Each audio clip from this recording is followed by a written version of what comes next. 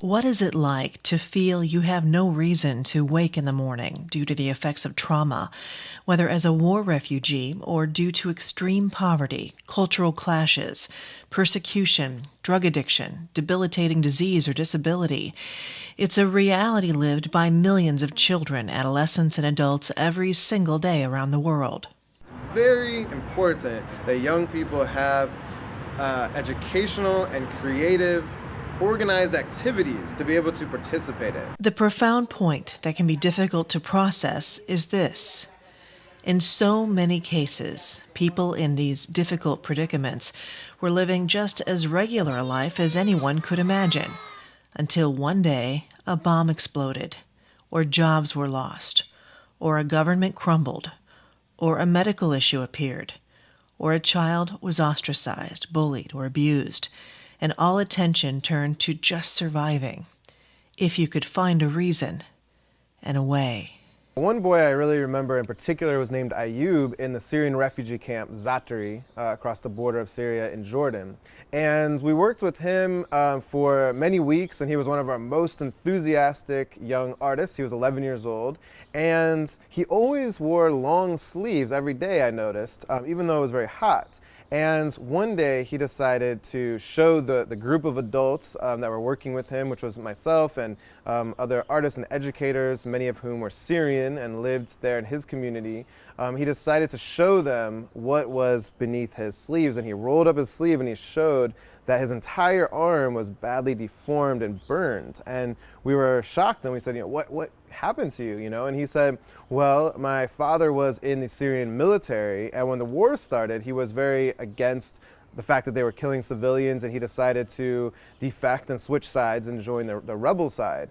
And the military was so angry about this, they couldn't do anything to the father, so they kidnapped the son, Ayub, and they electrocuted him and tortured him. And this was something, that was a message to other would-be deserters. And when I heard this, we all just couldn't believe that this had happened to such a sweet, young, innocent boy. And it just really made me realize what some of these kids have gone through, and even the ones that might not have those physical scars, the emotional scars are so deep for so many of these kids. And it's so important to have a way to heal and have a way to open up and connect with others. That's where Artolution comes in. Artolution is a community-based public art organization.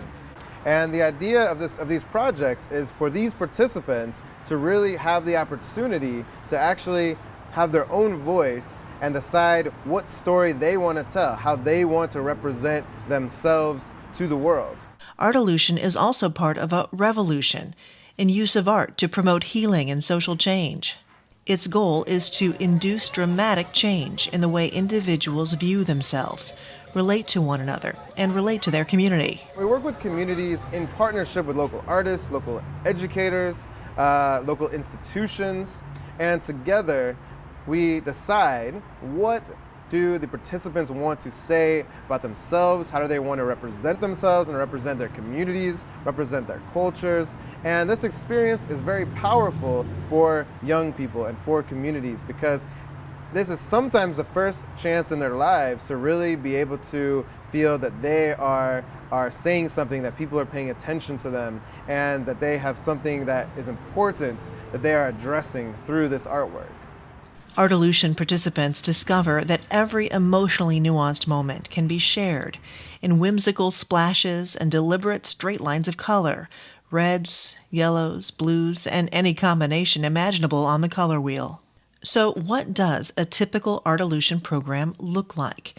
It's collaborative and starts with a community in need. It's about meeting people and their community where they are with the type of program that reaches them most effectively and gets a result that can live on with a message of meaning and hope. It could be a mixed media project. It could be a wall mural. It could be a sculpture. Whatever it is that Artolution organizers and community leaders decide makes the most sense for the people around them in need. I think one important thing that people learn through this programming is how to communicate various different types of ideas and opinions through imagery. So when you're creating a mural, it's, you have these ideas and we come up with a long list, and then it's like, okay, but these are words. How are we going to show this through imagery, and how are we going to be able to communicate what we want to say to the world so that they actually understand it? One of the other extremely important parts of the work that we do is being able to see how the children can change, but also watching the parents watch their children being able to evolve. From the beginning, where many times they might say, well, I don't have any talent, and I can't paint, and I can't draw, to the end where they say, I've made something I'm proud of. I've made something I want to show my family, and I want to show my community. And that trajectory, seeing from starting with a place of maybe embarrassment or not feeling comfortable, to being able to have an ending where there's a sense of pride, there's a sense of that you did something that was important. Artolution leaders say a strong community partnership is key to the success of this effort. It's something they study carefully. How do you choose where to do projects and where to develop Artolution programming?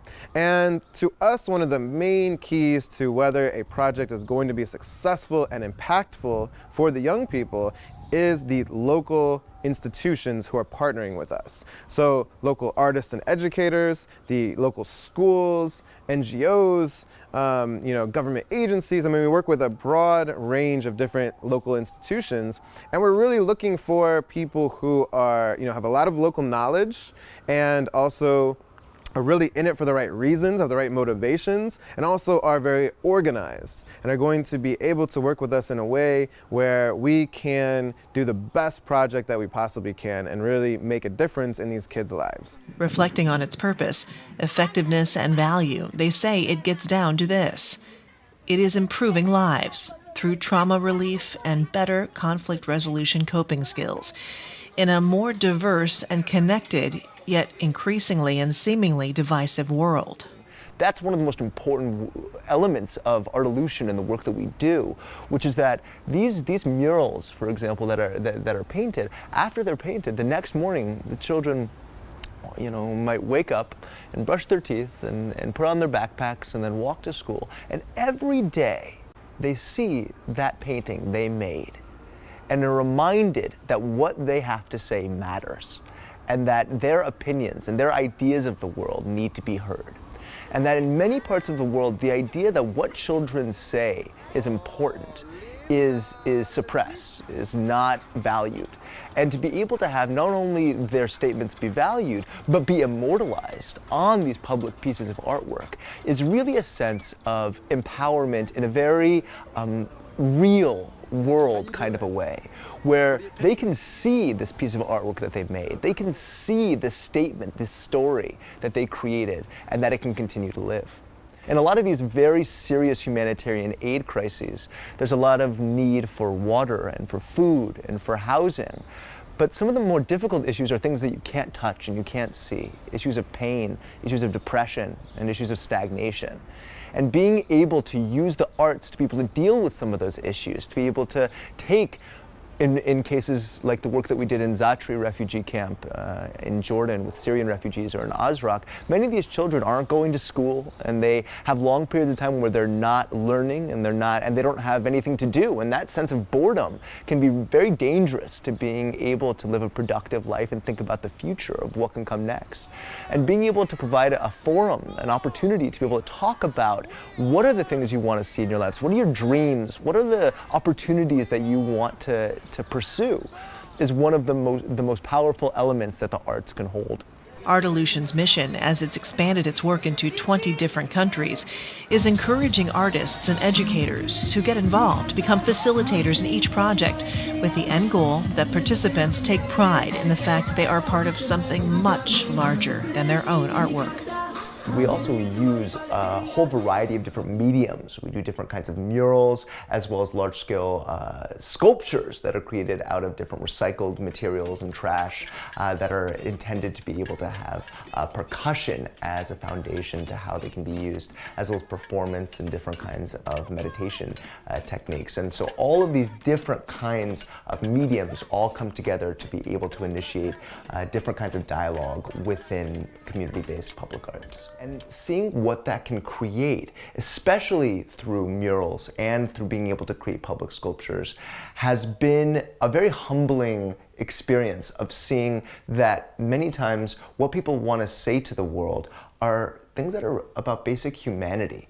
And it's the ideas of houses, of water, of trees, of dancing, of celebration.